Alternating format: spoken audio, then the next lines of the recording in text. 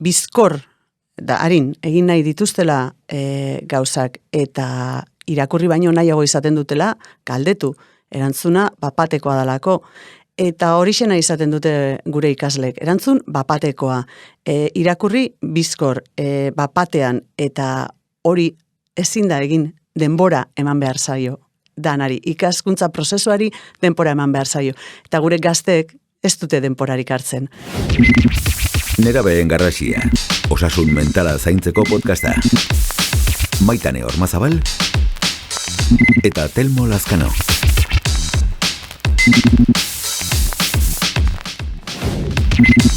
Hezkuntza sistema, noragoaz? Ongi etorri Nerabeen Garrasira, gaurkoan hezkuntza sistema. Gai mardula, ez digu denbora ematen guztia ikusteko, baina bai, zatitxo batzuk ikusteko eta konparatiba bat egiteko osasunarekin, Telmo. Bai, hezkuntza, digitalizazioa hezkuntzan eta osasuna, aldaera horrekin, nolabaiteko hausnarketa bideratu nahiko nuke, eta ondorengo da, osasunean produktu bat merkatuan sartu aurretik, ez dugu soilik erakutsi behar, kontraesanak edo, kalteak ez da kartzela, baizik eta onurak ekarriko dituela, ezta? Inori ez zitzaigun etikoa irudituko, produktu bat merkatuan sartu eta gero, erabiltzaileek demostratu beharra ez, horrek nolabaiteko kalteak da kartzela. Hezkuntza sisteman digitalizazioarekin ikusten antzeko zerbait egin behar izan genuela, baina ez genuela egin. Alegia, errazegi, erosi genuela teknologia enpresa hauen diskurtso hori, eta barru-barruraino sartu zaigula gure ikasgeletan teknologia guzti hau. Eta ez gara orain xetasunetan sartuko, baina bai nahiko genuke, nolabait, enpresa teknologiko hauen bitartez, zabaldu diren mitoak edo publizitate desitxuratu hori nolabait apurtu alda neurrian, ez da Maitane? Bai, erabat. Bai, natibo digitalak, ez? Orain asko entuten dan zerbait da, baina benetan natibo digitalak dira? Ez, gu bezala. Oraingoz behintzat ez dago ikerketarik esaten duenik kontrakoa, eta gu bezala ikasten ari dira digitalki eta ez daude garatuagoak gu baino. Ez dago neurogarapen ezberdinik. Hori da. Eta bestetik, baita ere, beldur handi bat sortu digute esanaz, kompetentzia digitala lantzen ez badute, sistematik geratuko dira. Guazen, diskurtso hori pixkat zalantzan jartzea.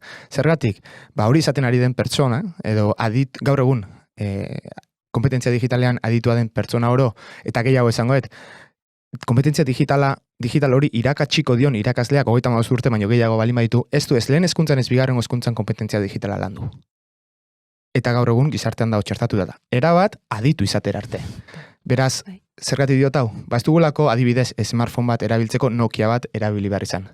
Gaur egun oso intitibua dira, geroz eta gehiago inteligentzia artifizialarekin, eta ziurrenik LH5-6an ikasten dituzten teknologia guzti horiek lan mundura sartzerako orduan iraungi dira.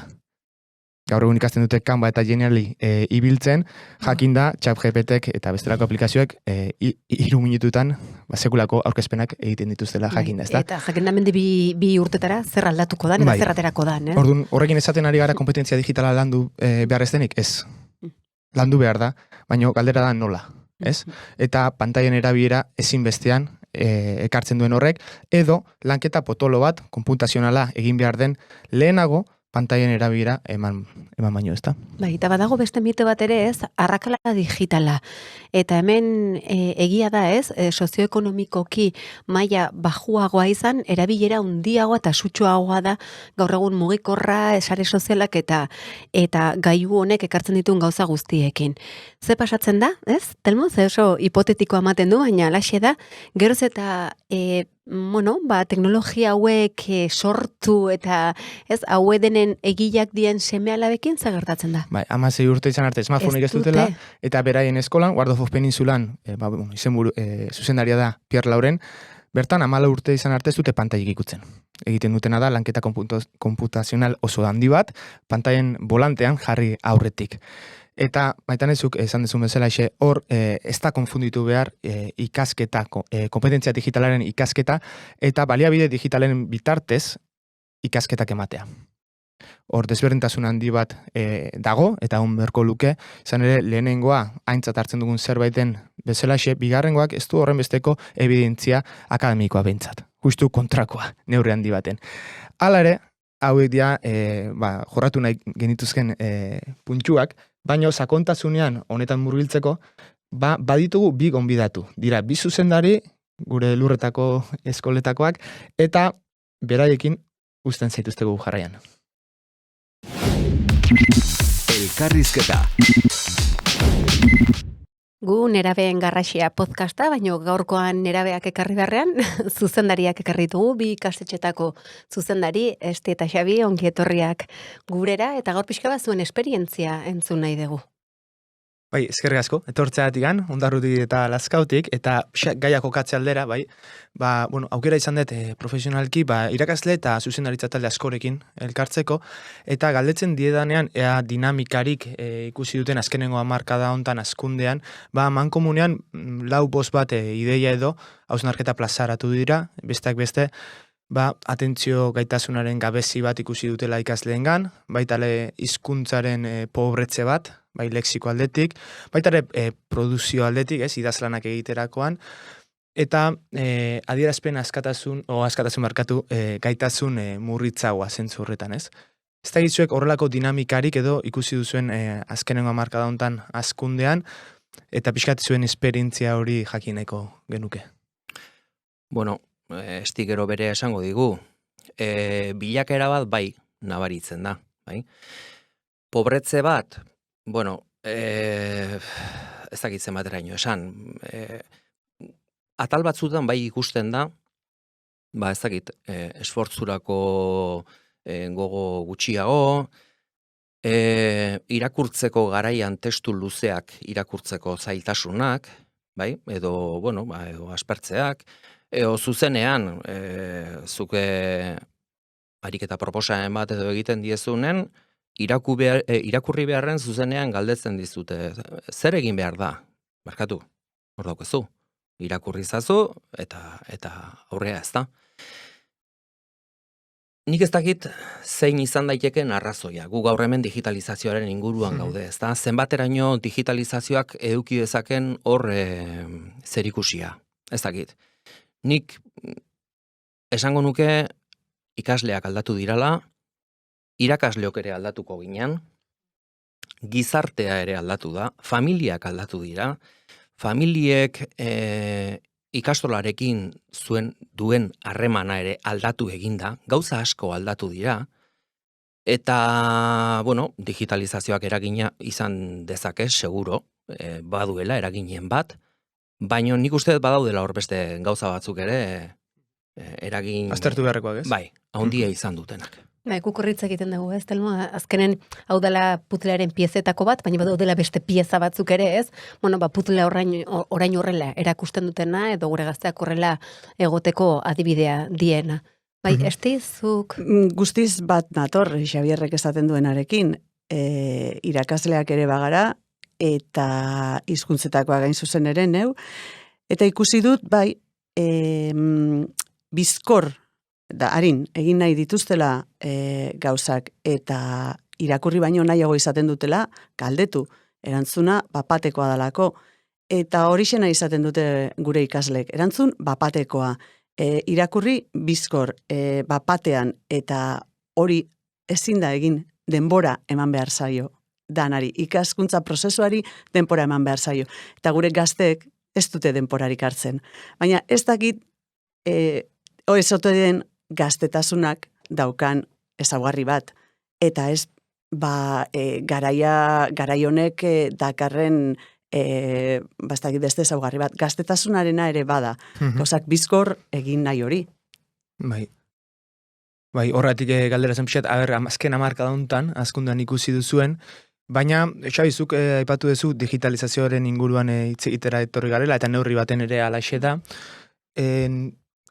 Egia nik, nire ikuspuntutik behintzat, orokorrean hausnartu beharreko kontu bat dela, bai gizartean daramagun digitalizazioa izango litzateke oinarria ez, hausnartu beharrekoa, baina hezkuntzara ekarrita, hezkuntzan daramagun digitalizazioa orokorrean, horren inguruan hausnartu beharko genuke, profesional bezala? Hausnartu beharko genuke gelan egiten dugun edozer gauza. Hau da, metodologia berri bat martxan jartzen dugunean ere, iruditzen zait, hausnartu beharko genukela benetan aurre ikusten genituen helburuak lortu ditugun edo ez, bai? Digitalizazioarekin beste horren beste egin beharko litzateke, iruditzen zait, bai? Bueno, lehenago hemen hasi aurretik komentatzen genuen, ezta? Digitalizazioak gelako aniztasunari erantzuteko ekarri dizkigu, edo erantzunalizateko ekarri dizkigu inoiz eduki ditugun tresnarik onenak, edo bintzat iriki digu izugarria banikoa, bai? Arrisku batzuk ere baditu. Orduan ikusi behar deguna da, digitalizazio hori, noraino eraman behar degun, edo nola erabili behar degun, edo arautu behar degun, edo zer erabilpen eman behar diogun, ditugun tresnak egokiak diren edo ez, beste tresna batzuk egokiagoak izango ote lirateken edo ez, bai? Baino gelan egiten dan edo zer gauza bezala. Nik uste dut, gure helburua dala, gure ikasleek garatu daitezen. Bai akademikoki, baina baita pertsona bezala ere. Beraz, garapen osoa bilatzen. Baliabide hau gure ikasletan sartu aurretik, jakin beharko genuke benetan baliorantzi bat ekartzen duen ala ez, eta bestetik osasunan kalterik ekartzen duen edo ez, sartu aurretik hori nolabait egiaztatuta edo pixat hausnartuta egon beharko litzateke ez da. Bueno, baina egia da, sartu aurretik teoria batzuk eduki ditzakegula, gero benetan Praktikan. ikusi behar dugu guk pentsatzen gendun hori betetzen dan, edo ez, zenbateraino betetzen dan ala ez, bai. Orduan, zentzu hortan, bueno, gu biok ikastoletatik gatoz, ikastolen elkartea intzindari izan da, gai hauetan, niko horatzen dut, ni 2000 urtean izango zen gutxi gora bera ikastolen elkartean IKT proiektua martxan jarri zula, eta geroztik horri biligea, eta bueno, nik uste eta intzindari izan gehala digitalizazio kontu hauetan. Bere garaian ez dago horatuko ezun ikasiz. Nolabait gai ezberdinetan ariketa sistematizazio aplikazio bazan, orduan garai hartan ibili ginen notebookak hasten zian, garai hartan, ibili ginen nundik lortu zer, bueno, bai. Ez ikastola guztietan, ze horrere hasi ginena izan zen esperimentazioak egiten, hartu 10 ikastola, ikusi, zerbait martxan jarri, eta ustez, bueno, ondo funtzionatzen baldin mazun, saiatzen ginen gero edatzen gainontzeko ikastoletara, bai? Hori izan da pixka bat dinamika, eta ikasmaterialekin ere antzeko zerbait gertatu da. Euskal kurrikuluma garatu ondoren, Euskal kurrikulumean oinarritutako ikasmaterialak sortzen hasi zen ikastolan elkartea, hor eki izan zen, lehenengo produzioa, DBH-erako ikasmateriala, eta behin hori martxan jarrita gero, bueno, hasi zen hori digitalizatzen, bai? Eta ikusten horrek ze ekarpen euki zitzaken geletan. Bueno, egia da, martxan jartzen danen, aurre ikuspen batzuk ditugula, eta gero, benetan, ikusin behar da, aurre ikuspen horiek bete dian, ez dian, sortu dian arazoak zeintzuk izan diran, ez, aplikazioa ere modu ezberdinetan egin dugu ikastola ezberdinetan. Bai, hor adibidez xoi, ez diri txanda pasa baino lehen, zuenean, lehen hezkuntzan Chromebooken erabilera ematen da? Ematen da, baina oso puntuala. Noiz azte zarete pixat zarriago erabiltzen? Guk lehen hezkuntzan dituguna da armairu batzuk partekatu egiten dianak. Eta erabiltzen dira, lanen bat egin behar denean, orduntxe gelara eramaten da, eta egin beharrekoa egiten da, bai? DBH-en, hasten gehaia arlo batzuk digitalen lantzen. Ez denak. Lehenengo mailan, hasiera hartan bi gaiekin hasi ginen. Naturzientziak eta gizartea. Geroztik, ekik garatu ditu ikasgai berri batzuk, digitalean soilik, musika eta teknologia, eta hoiek ere hor ditugu, baina gainontzekoak liburuekin jarraitzen dugu. Beraz, lehen hezkuntzan puntualki, bai. Eta DBH-ko lehenengo zikloan irakasgai bat bi hoien bitartez? Progresiboki, bilakaera bat egiten dugu. Eta DBH irun ja, ekik eskaintzen dizkigun transversalki egiten ditugu ja. Chromebookak etxera eramaten dira? DBH bat eta bi ez. Eskolan uzten dira, ez? Bai, puntualki, baldin eta norbaitek, ez baldin badu etxen ordenagailurik, Gure funtzioa hori ere bada, Bai. ez? Ikasle guztiei aukera Baliabide hori berdinak ematea, eman behar hori da. dizkiegu. Bai. Orduan, egoera bakoitza aztertzen da, baina printzipioz ordenagailuak ikastolaren dira, eta ordenagailuak ikastolan gelditzen dira. Norbaitek zailtasunen bat baldin badauka, orduan familiarekin hitz egiten da, eta uzten zaio. Baldintza konkretu batzutan. Oso interesgarria, xei. Bai. Eta, Esti, zure txanda. Bueno, lehen hezkuntzan, Xabi lazkaun egiten dugun, egiten den bezala egiten dugu guk ere, oso puntualki erabiltzen dituzte, armairuak daude, eta ikasle bakoitzak hartzen du, behar duenean, irakasleak hala agintzen dienean. Bestalde, DBH-en guk denok, hasi lehengo mailatik eta laugarren mailara, denok dena egiten dugu. Alegia, liburu digitalak erabiltzen ditugu denok. Ikastolen elkarteak aukera hau eman zuenean, gu behar bada hausnarketa sakonik egin gabe onartu genuen, edo baietza eman genion aukera honi, eta hala egin genuen. Eta, urteak pasatu ala, 4-5 urte daramatzagu liburu digitalekin, egin dugu atzera buelta. Eta hausnarketa egin dugu ikasturte honetan izan da, ikasturte hau izan da, hausnarketarako urtea. Eta, talde bat, guraso talde bat sortu da, akuilu lanak egin ditu, eta, emaitza positiboa izan da, erabaki batzuk hartu ditugulako. Eta dena ez da zuria, dena ez da beltza, eta, ulertzen dute, gurasoek ulertzen dute, gure ustea, gure planteamentua zein dan, eta guk ere ulertzen dugu gurasoena, eta noski konturetu gara denbora asko ematen dutela gure ikasleek ordenagailuekin. Eta orduan, ez daukagu inungo arazorik, pausu bat atzera mateko, eta benetan pentsatzeko zertarako, arriskurik baote daukan, ez daukan, zertzuk baliabide diren eraginkorrak, eta erronka hau partekatua da, hezkuntza komunitate osoak partekatu du honen inguruko hausnarketa hau, noski. Eta ze ondo ez, hori orain ikusiko dugu nola, noraino, ez, eta guzti horren hausnarketa horren ondoren etorriko dana da ez, ze erabilera mota nahi dugu, hemen ez duk esan dezuna, hasieran Xabi zuk ere esan dezu, gaitasun, gaitzen gaitun zerbait da, gaitasun amateko zerbait, baina gauza da ez noraino, nola, eta progresio hori, ez nik uste askotan igual, batzutan egiten dugula zerbait berria daukagunen, bum, ez, sartu eta jazta, eta progresio horik ere ikusten digu, balio dun, ez dun balio, noraino ez, ze politxa, ze askotan, atzeraka pausoiek kostitzen zaigu esate askotan, da gu betu helduok, eta nik ama bezala esatet, zemat aldiz atzeraka pauso, eta esate, oi, ama, niontan uste non baietz, eta igual modifikatu egin barra daukat, ez, eta begiratu nola egin. Zematetan atzera pauso bat bi aurrera esan nahi duen, ez? Bai, baina, hori edozein modu. Edozein gaietan. Edozerren kontutan. Hor, aipatzearen, digitalen lan egiten dien hainbat ikas arlotan ere, bestelako soportea ere behar dezu, matematikak esate baterako. Orduan, hori ere, ez, mantendu egin dugu, eta ikasgai guztitan behar da kuaderno bat. Eskuzidaztea. Eta gero, bitxikeria moduan, aipatu duelako estik, ez da, esan du, zenbat ordu pasatzen dituzten. Guk, aprobetxatuz apirilean hor praktikatako ikasletxo bat geneukala, egin nahi izan dugu, azterketa hori. Egia da, ez ditugula tresna egokiak hori neurtu izateko, ez da? Baina gure sorpresarako, DBH-en bataz beste, gehienea ere 2 orduko erabilpena izan da egunean.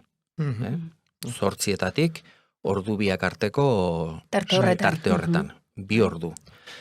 Batxilergoan igotzen zan hori 3 ordura arte.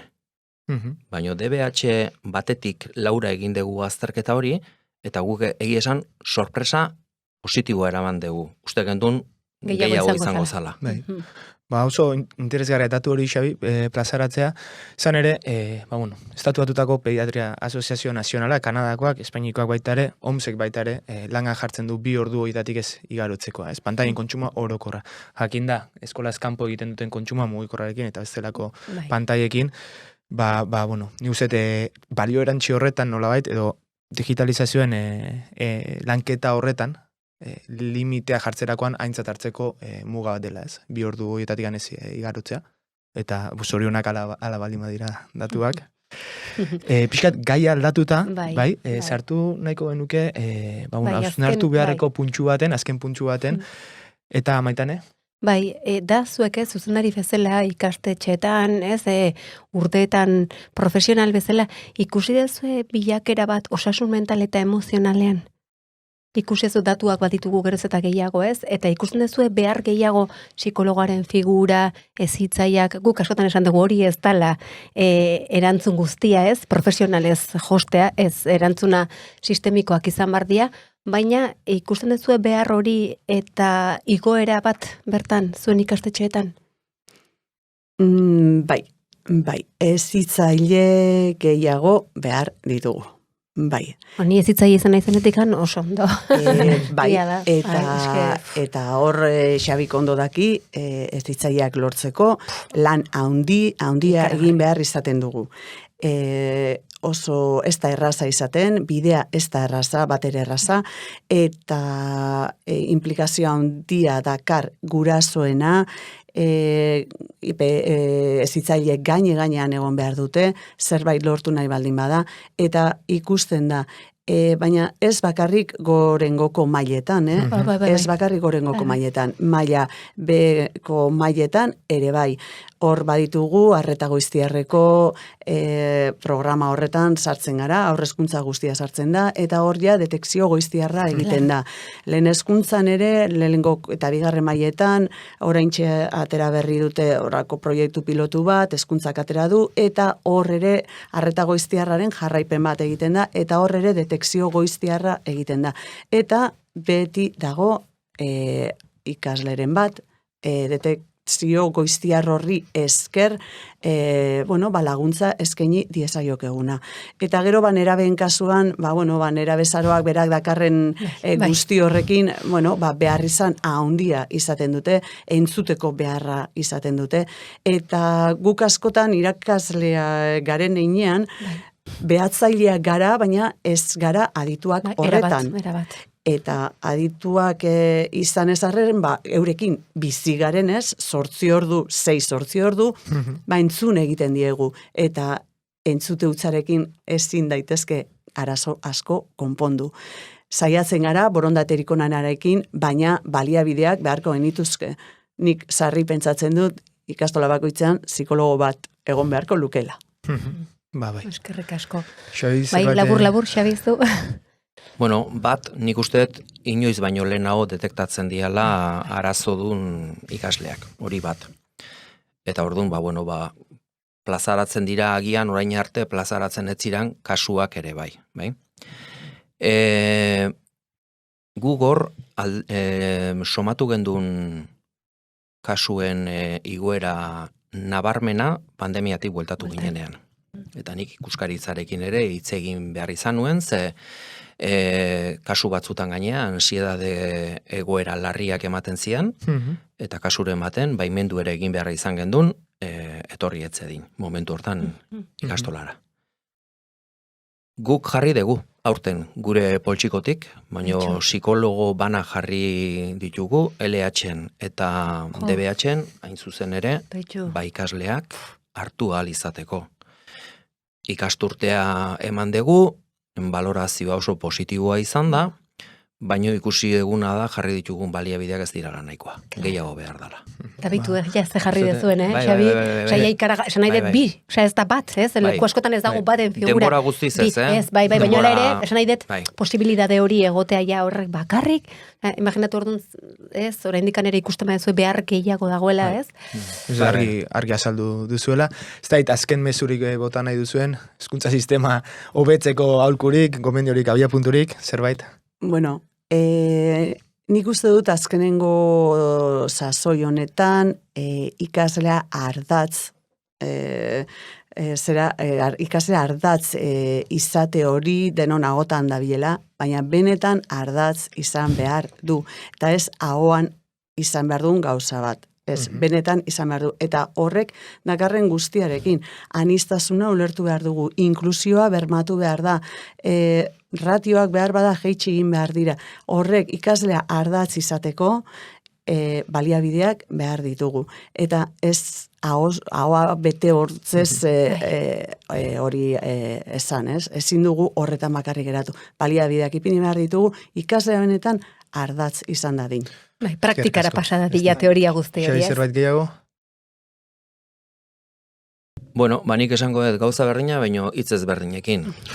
Baliabideak bai behar ditugu garbi, baino behar dugu ere denon konpromesua. Nik uste dut profesionalen konpromesua, familien konpromesua, eta zentzu hortan, nik uste orokorrean bada hola, eta eskuti joan beharra daukagu gainea, elkarrekin, garbi dago, eta gizartearen konpromesua. Hau da, hezkuntza ez da, bai, etxetik hasten da, ikastetxeak ikastolak hor gaude, gure seme-alaba, gure ikasleak ezitzeko, baina gizartea bea ere ezitzailea da. Erabat. Nolako mezuekin amaitu dugu gaurko solasaldia. Mila esker benetan bikote etortzagatik, emandako argizpi guzti haugatik. Pildorak eman dauzten digute ia. Eta, elkarrekin berriz ere egoteko aukera dugun. Mila esker. Eskerrik Eta zorionak zuelanagatik. Eta orain, vitamina dosiak ikusteragoaz. Vitamina dosiak. Bagoaz, vitamina dosiekin, betiko legez, ze interesgarriak gure solaskideek botatakoak. Eta, pixkat, amaitza aldera hausnarketa txiki bat, ezta? Eta hor, nik uste dut, garrantzizkoa dela ondorengo gogo eta burutzea. Eta hezkuntza sisteman, osasunean baino zurrunago jokatu beharko genukela gai honekin. Izan ere ez dugu soilik bilatzen osasunean kalterik ez ematea, baizik eta balio erantzi bat ematea ikasketa prozesuari, ikasketa analogikoarekin alderatuta, ezta? Gauzak horrela, geroz eta eskola gehiagotan ondorengo dinamikak zabaltzen ari dira. Haur hezkuntzatik pantaiak desagertzea, izan ere pediatria literaturak argi eta garbi uzten du, ez da hola erabiera osasuntsurik bertan, 0 eta 6 urte bitartetan. Bestetik, lehen hezkuntzan alboratzea albezain beste eta ikasketa analogikoa lehenestea, eta pantailan erabilera oso puntuala izatea eta oso justifikatua. Adibidez heziketa berezietan, dislexia kasuetan. Bai, erabat. Bigarrengo hezkuntzara salto egindakoan, lehenengo zikloan, irakasgai tronkaletan, ikasketa analogikoa lehenestea, eta kompetentzia digitala irakasgai espezifikoen bitartez lantzea, lehen hezkuntzan hasi gaitezke ez, horretan eta hasi beharko ginateke, baino ez pantailaren erabileraren bitartez, baizik eta pantailez kanpo, komputazional guzti hori, ezta? Eta DBH bat eta bian baita ere, jakin behar dugu pantailaren aurren jarri aurretik zer dagoen pantailaren atzean.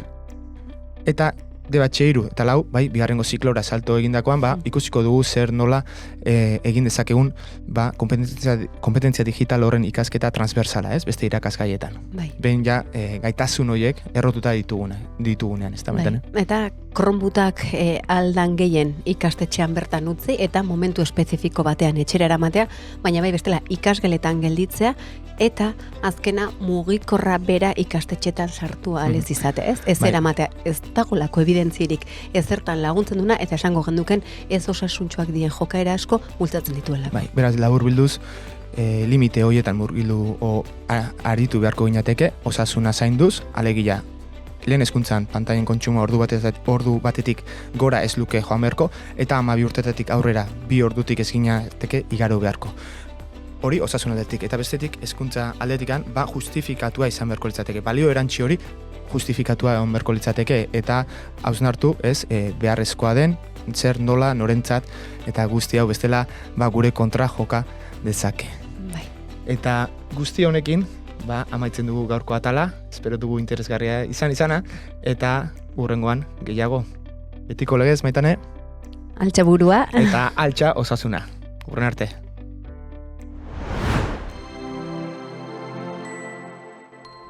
Nerabeen garrasia entzun duzu. Nerabezaroko osasun mentala zaintzeko podcasta. Zuzendaritza Iñaki Beraetxe. Gidoia eta aurkezpena Maitane Ormazabal eta Telmo Lazkano. Irudi grabaketa eta edizioa Xabier Larrañaga. Soinu grabaketa eta muntaiak Iñaki Beraetxe. Grafismoa eta postprodukzioa Lander Rallon eta Arantxa Konde. EITB podcasten entzun eta jarraitu dezakezu Nerabeen Garrasia. EITBren YouTubeko kanalean ikusi eta zure gustuko plataforman ere topatuko gaituzu. Ondaimen ekoizpena.